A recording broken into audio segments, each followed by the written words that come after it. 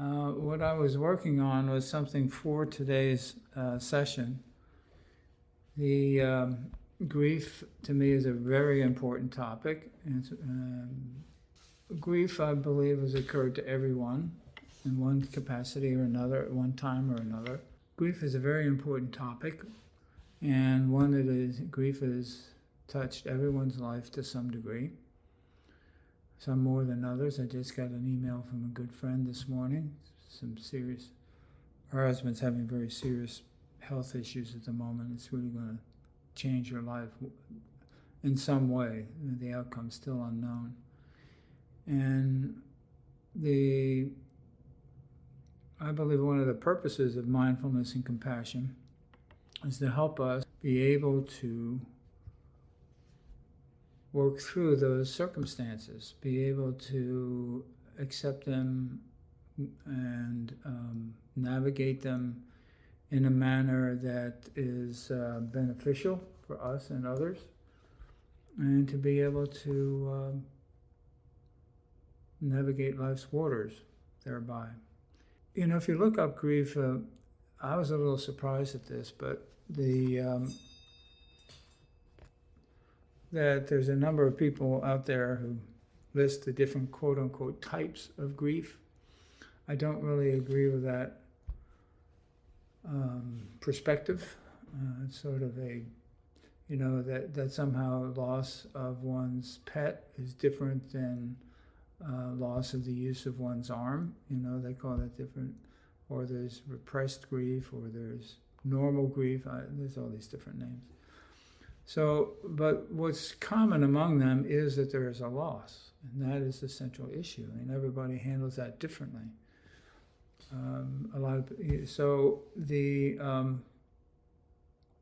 Since it's a universal aspect, loss is a given in this human life, and so I think when something like that arises, then I forgot to turn on my video here. When something like that arises, I consider it something endemic to the human condition. It's something that we all face, and that's absolutely true. We don't get through this life without loss of some sort. Sometimes early in life, when someone's growing up and a parent dies, or they have a divorce and they never see one of the parents again. The list goes on. Loss is everywhere. Being a given in life, as in this human life, then what's our option?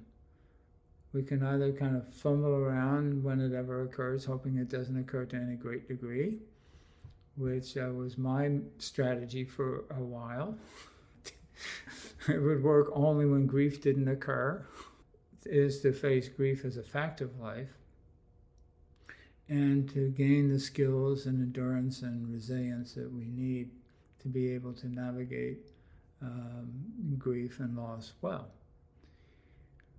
Sometimes there's I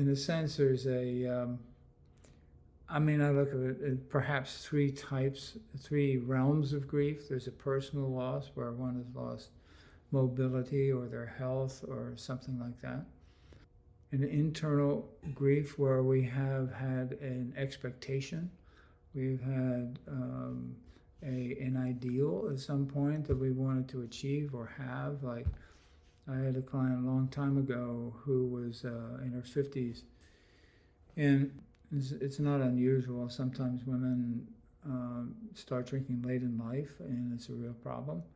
And this was her case, because she had this notion, she had this dream of her and her husband living a long time and playing with the grandkids on the porch, but her husband died. So that dream just went kaput, and her difficulty was being able to adjust to that. So it can be purely an internal situation in that sense, that it was her loss of the dream that was the root of her grief. But also we handle grief differently, and is known too with both mindfulness and trauma and such, that how somebody responds depends on the aspects of their personality that are engaged in it, whether they have some innate ability prior to or not. In other words, some people are more resilient than others with grief or loss or life changes, or even with mindfulness and trauma. And some people will experience the same level of trauma but yet recover at different rates, because some people will have a better innate ability to be resilient to those things than others. And the same thing with grief. Some of us have been through it a number of times, or somehow in our family system we're better able to handle grief. I've had a client recently, or a little while ago, their whole family was about grief. I'd never quite seen anything like that before, but that was part of both the mother's and father's milieu. Their orientation in life was about grief. My client really has a lot of work to do, not only not having the skills to be able to work through grief, but also the notion that grief is just a given and you really can't do anything about it, and that's the way life is. And that makes it really difficult to change. But they're making progress. So the thing that's common is that we lose something in life. The contemplative traditions, when we look at it that way, the contemplative traditions have something to add to that, which is they basically say, nothing is for certain. Get over it, in a way. And we're going to lose stuff. And so it's where do you put your hopes? Where do you put your aspirations? Where do you put meaning in your life when that's the case? We will try to manufacture meaning by saying, if I achieve this will be great. And then there's this increased sense of self and enjoyment of life and appreciation and so on and so forth. Or I'm going to make $1 million, or now it's like $200 million or $1 billion. And when I do that, I'll be happy, or whatever our notion is. And like the client I mentioned a moment ago, her mission in life was to sit in a rocking chair with her husband on the porch with the grandkids. That was her aspiration in life. That was where she placed her values, life values. And so from the standpoint of the contemplative traditions say, yes, having grandkids is nice, making a good income and being, relatively stable financially is good.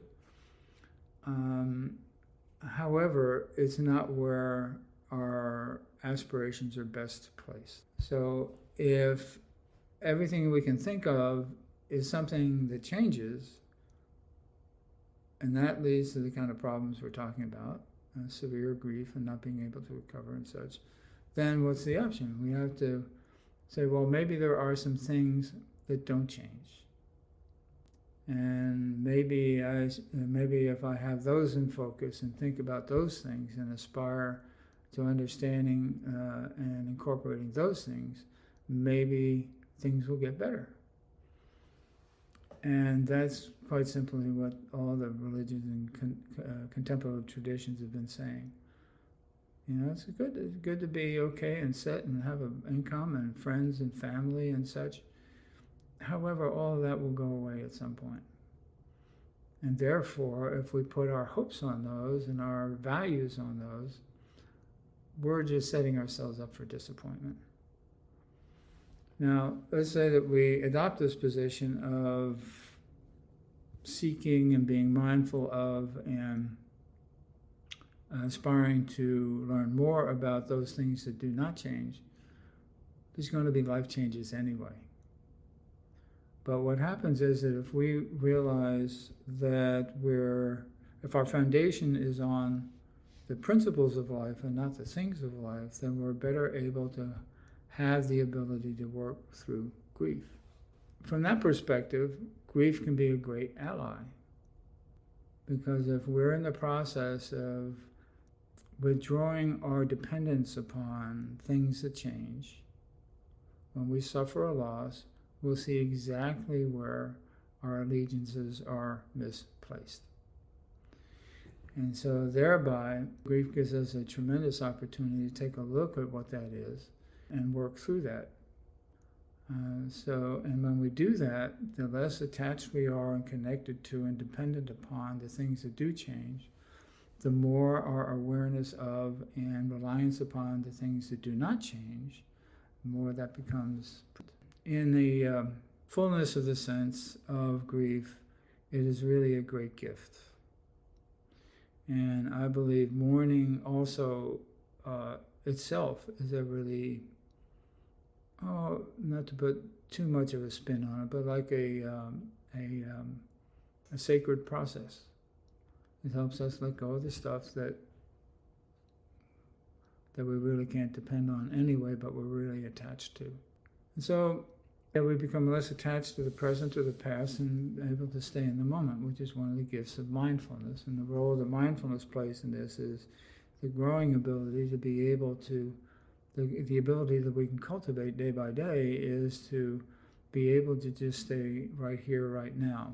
Be aware of possibilities and be aware of what has been in the past. But also our awareness mainly is right here. Now, and then with compassion, as I've mentioned before, as Paul Gilbert talks about, there are 3 modes of compassion. Compassion toward other people, compassion from other people to us, and compassion for ourselves. So in this process of grieving, one or more of those 3 modes of compassion will be engaged. So mindfulness and compassion practice can be exceedingly helpful in this process. And what I did was, because I found that compassion itself is very difficult for most people. Now, most people here are very familiar with these practices, because compassion practices, if we just sort of dive into them, they bring up a lot of unresolved stuff, as you all have noticed. But for most people, and usually in places and certain things that we talk about that are sort of deeper in nature innately, like grief, it's important to start slowly. And as I always say with any of these practices, start slowly. Start with something small. If you're practicing compassion for yourself or someone else, pick a small incident on a scale of 1 to 10, maybe a 4 or 5, enough to activate the emotions that are involved in order to be able to face and process them, but not enough to really be overwhelmed and have to stop the practice.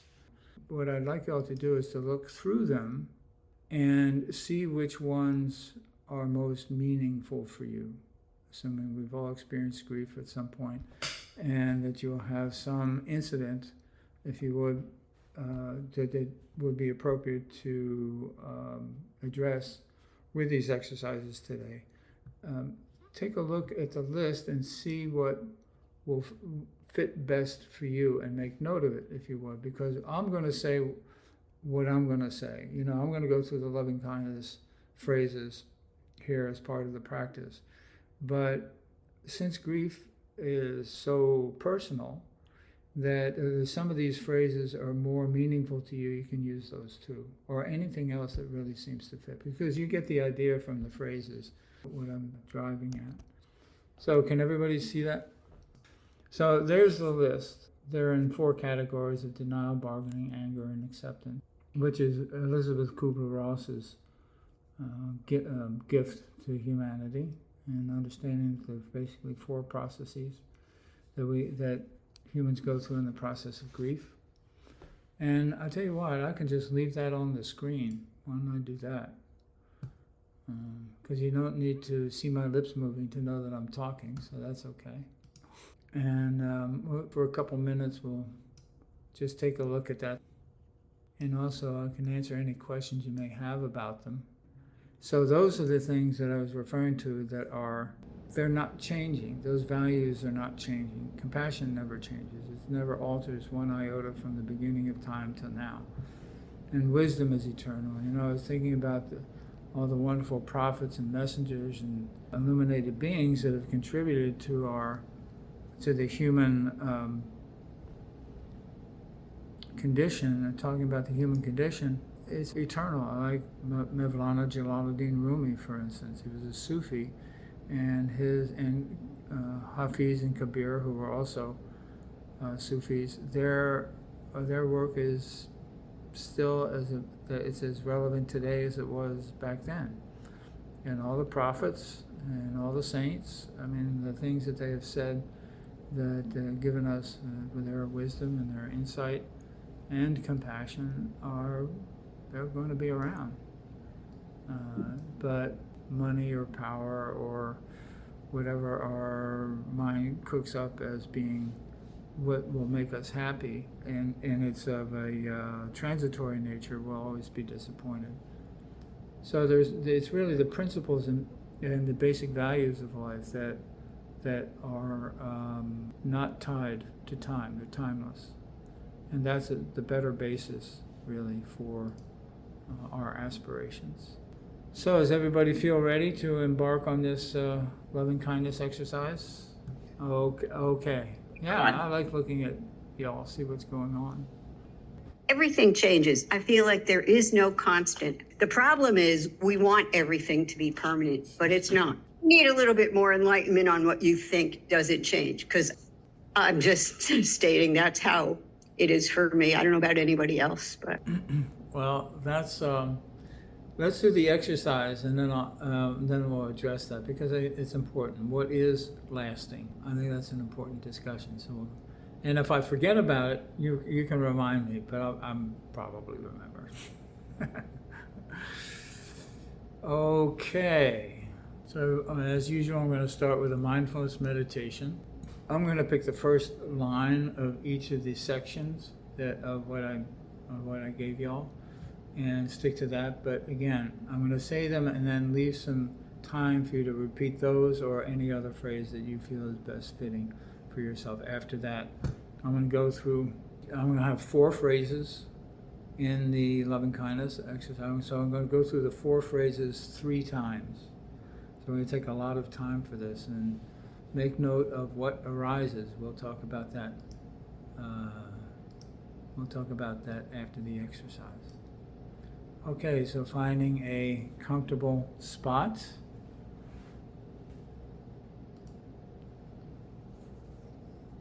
And we'll begin.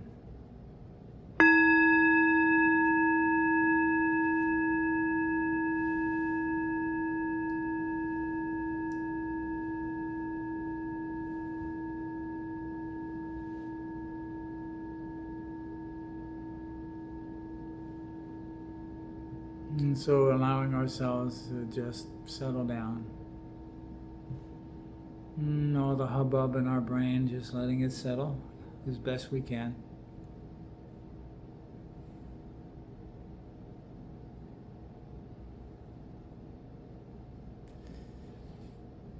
And perhaps appreciating the stillness of the body and the gentleness and the gentle rhythm of the breath, whichever is most comfortable for you.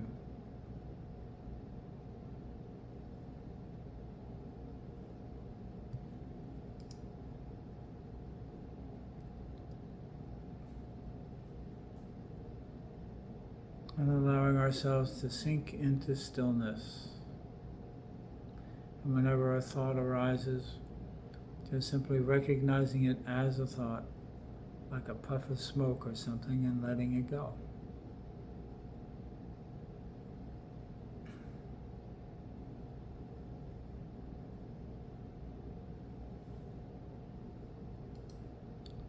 And if we do find ourselves distracted for a moment, that our awareness has run off with some thought, without criticism or judgment, simply recognizing that and bringing our awareness back to the present moment.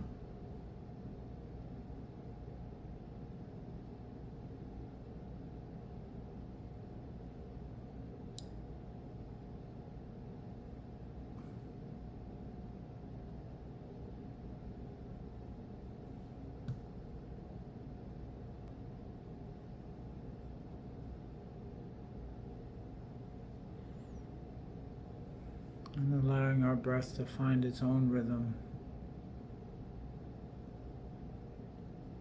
perhaps noticing the points of contact with the chair or the floor or wherever you're sitting.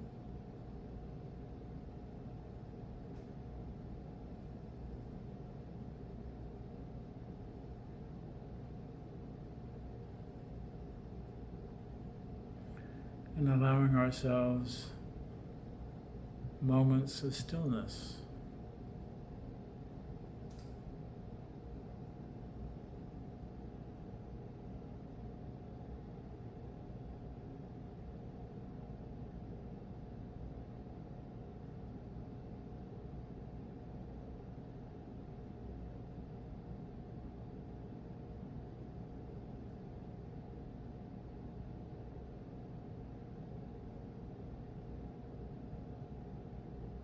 And knowing that whatever arises is truly transient. And so when we let go of it, or let it pass on through, it just wanders off and disappears. It has no, thoughts have no substance of their own.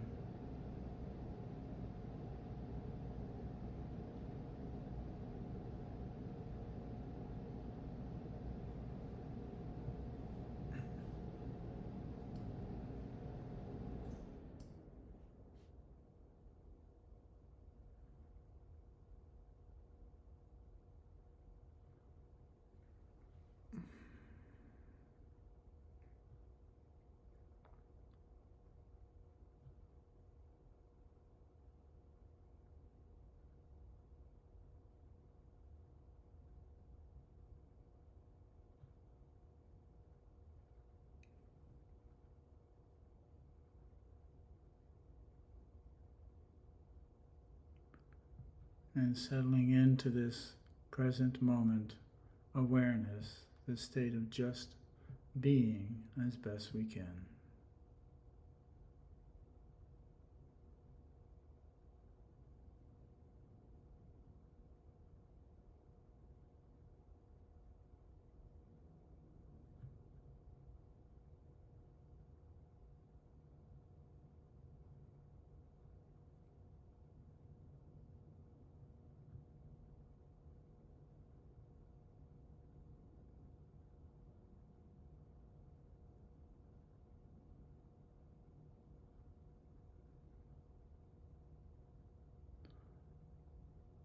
And perhaps sensing this sense of ease when we do so, when we find ourselves just sitting.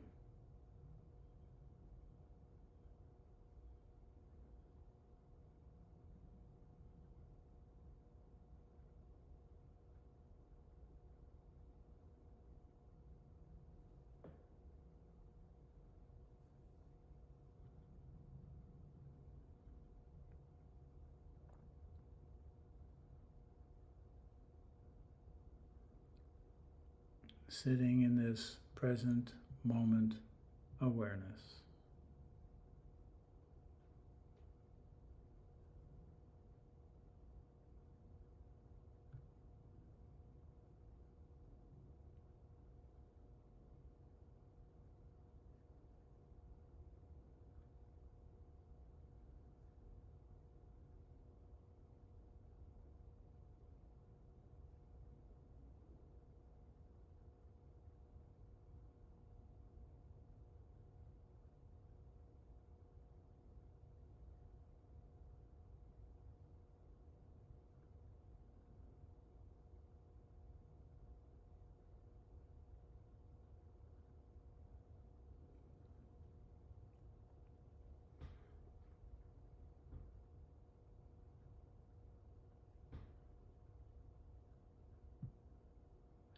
And we'll begin the 4 phrases of loving kindness.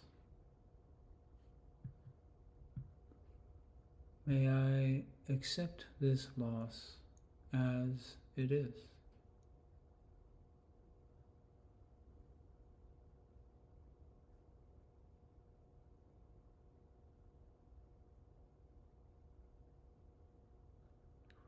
May I loosen my grip on these circumstances.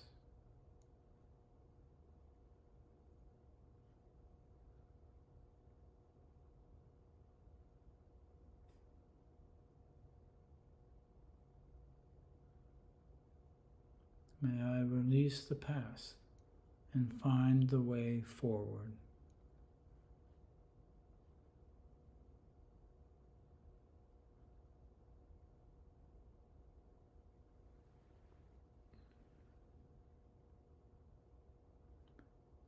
May I be willing to accept this new and different life being offered me.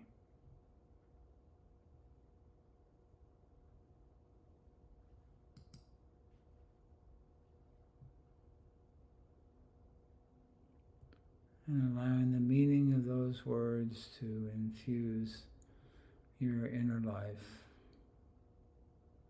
whatever they may be.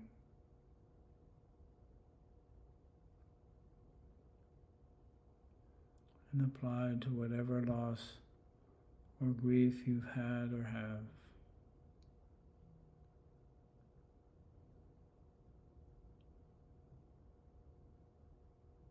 And allowing them to mix together, the meaning of the words and the experience of the loss.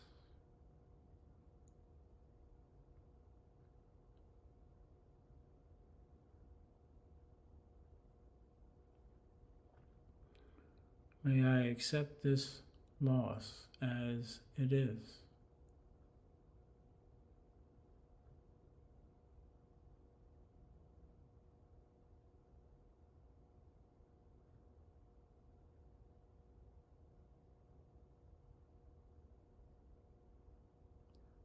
May I loosen my grip on these circumstances.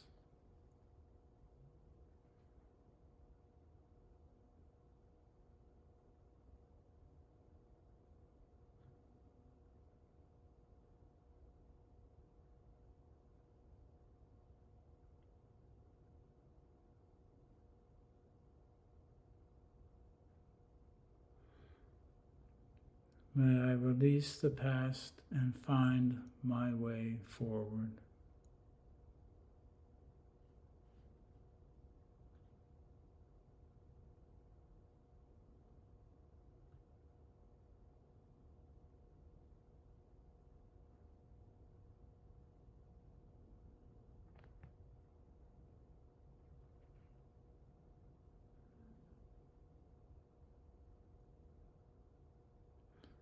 May I be willing to accept this new and different life being offered me.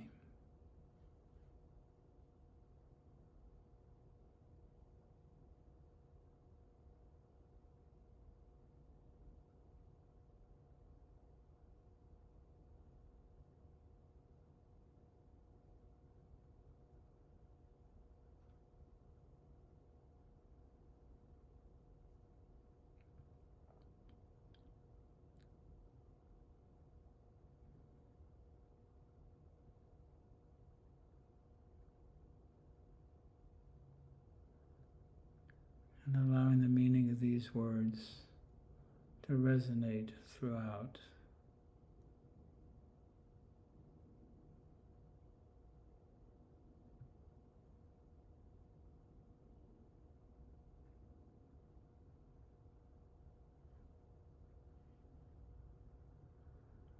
May I accept this loss as it is.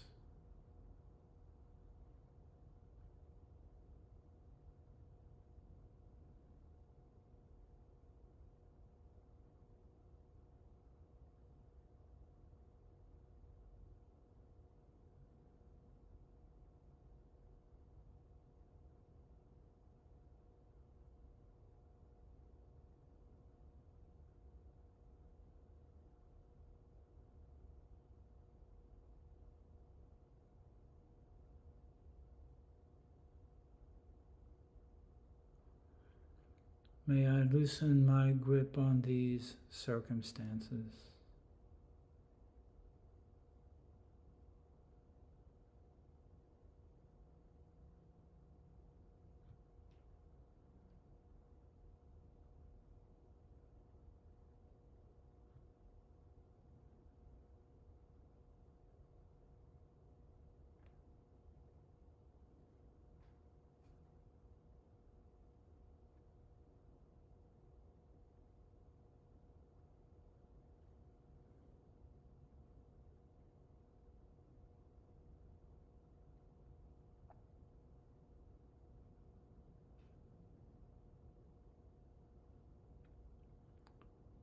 May I release the past and find the way forward.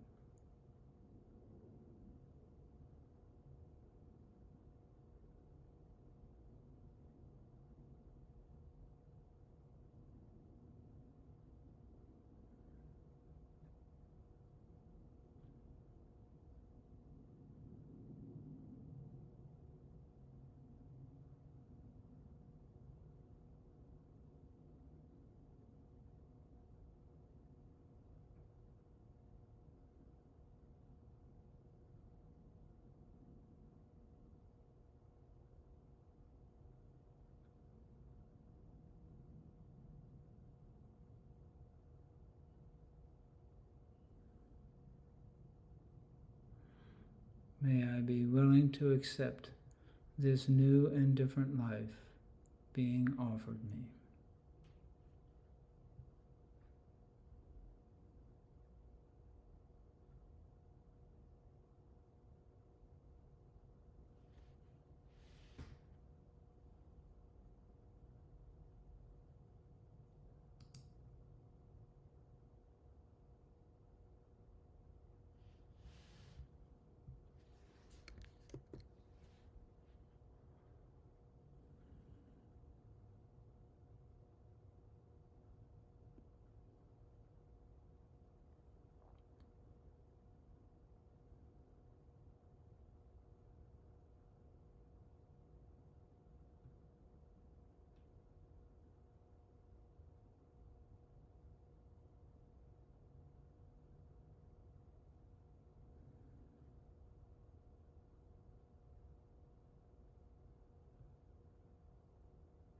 Now bringing this to rest in evenness and allowing ourselves to receive compassion to ourselves from ourselves, however it arises for you.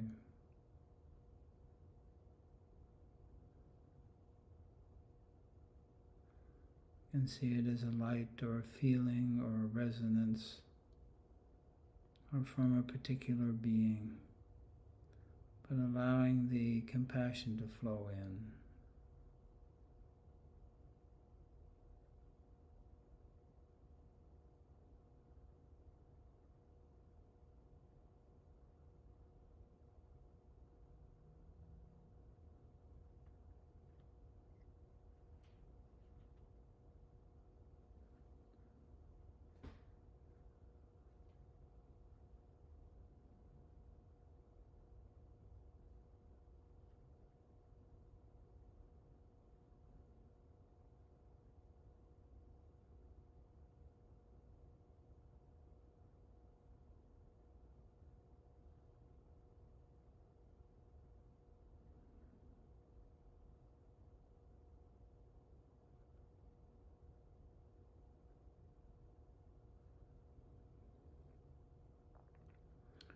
And perhaps expressing appreciation and gratitude to yourself for having done this exercise.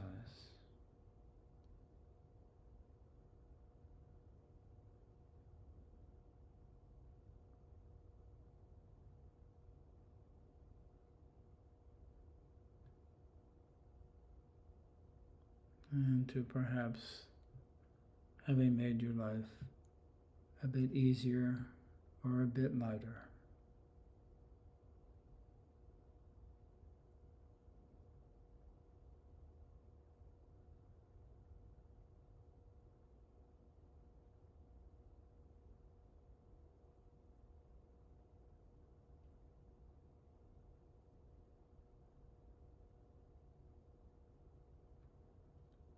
And allowing the body to fully absorb this experience as best you can,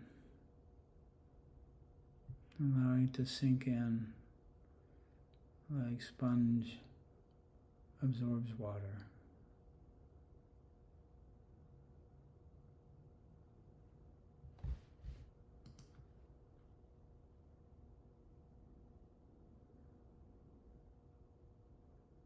So that when the bell rings again, you can bring this with you as you go about your day.